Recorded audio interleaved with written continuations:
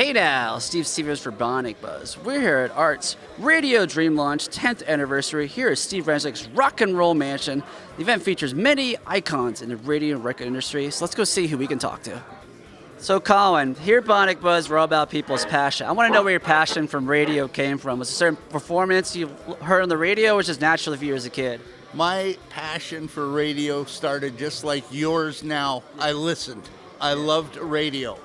And I went down to work in a town called Windsor, Ontario, and I was working for a company called Woolworths. And I got out of Woolworths. They didn't pay. They paid like $50 a week.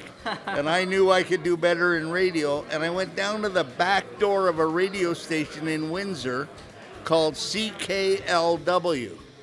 And I caught one of the guys and I said, "Hey, how can I get a job here?" He said, "Well, Mr. Paul Drew is the guy you want to see, and come back tomorrow because I can't let you in the back door."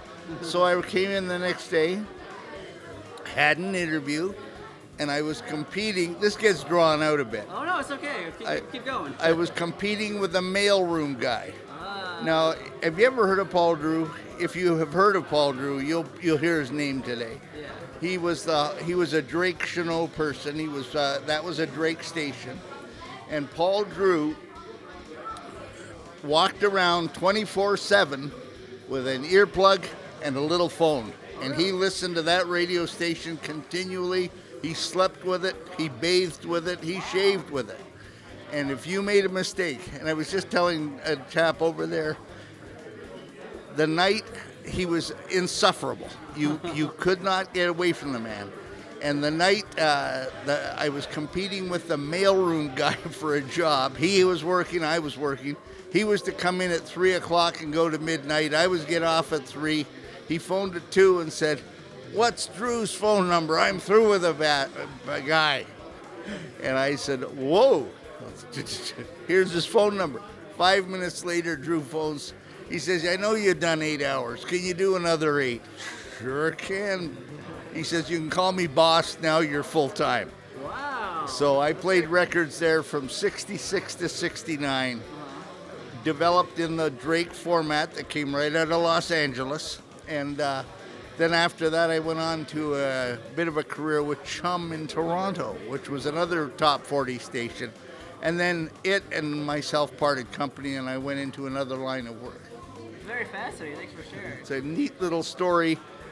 You'll hear more about Paul Drew. But I remember at 3 in the morning, the bat phone lit up, and I hear, "You gotta be as tight at 3 in the morning as you are at 3 in the afternoon." Click. And that's how Paul Drew was.